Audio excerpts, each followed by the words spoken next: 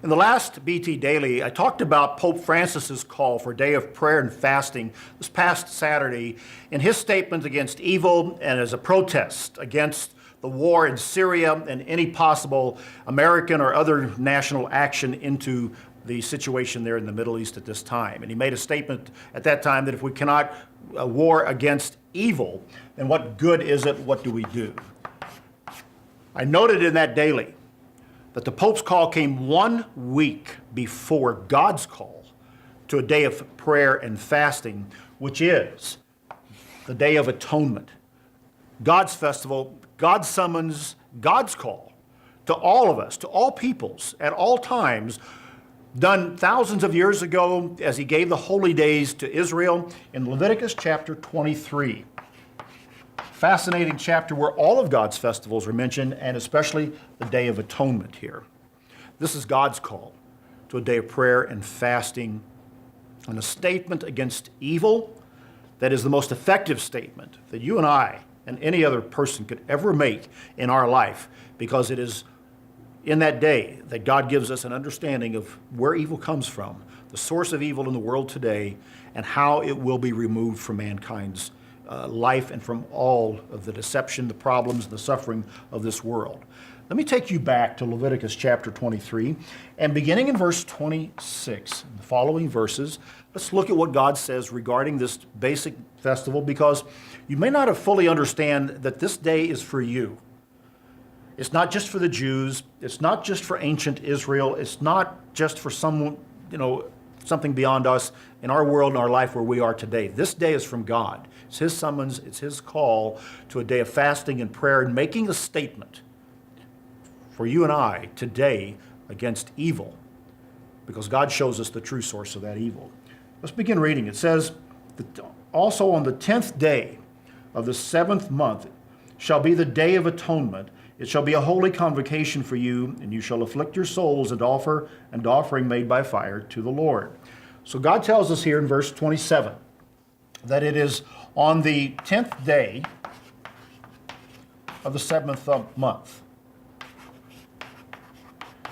This is by God's calendar, God's reckoning, which when we translate that to our calendar today, the Roman calendar that we use, this year, in the year 2013, it falls on Saturday, or God's Sabbath, September 14th, 2013. That's why I found it interesting the Pope made his call for prayer and fasting 1 week before what God calls us to do through the Day of Atonement. The scripture goes on to show that it is an atonement, a day of atonement to make atonement for you before the Lord your God. And he goes on to show that it is a day of affliction. You will afflict your soul on that day, which means you fast. That's the basic meaning of it. You go without food and water for a 24-hour period of time. On that, it will be a day of solemn rest. Verse 32 shows us you will afflict your souls on the 9th day of the month at evening or at sundown. In this case, it will be on at Friday at sundown, and from evening to evening, and you shall celebrate your Sabbath. So this coming Saturday, September 14th, 2013, from the sundown on Friday to the sundown on Saturday is the actual 24-hour period for the Day of Atonement, as are the way God calculates time, days, and especially the festivals.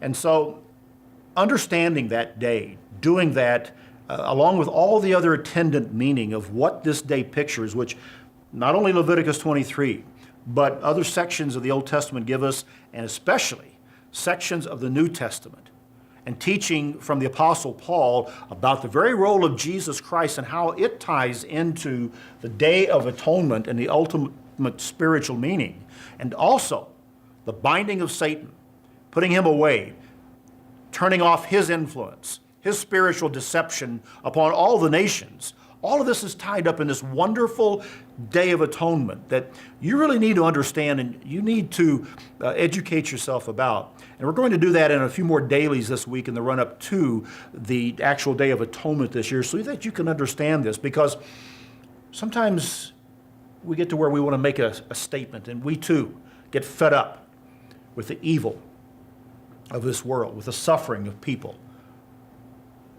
and the wars, and the problems that no one seems to have a solution to. We all are like that. I'm like that, and I've suffered in terms of just agonizing over the plight of mankind, just like you have so many times.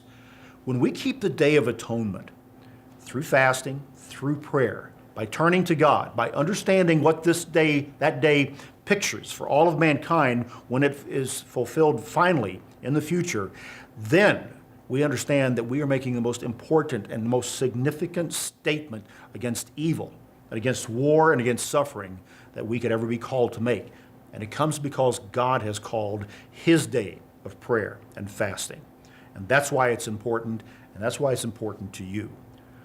We'll come back to this. We'll go a little bit deeper into it in the next daily. That's BT Daily for today. Join us next time.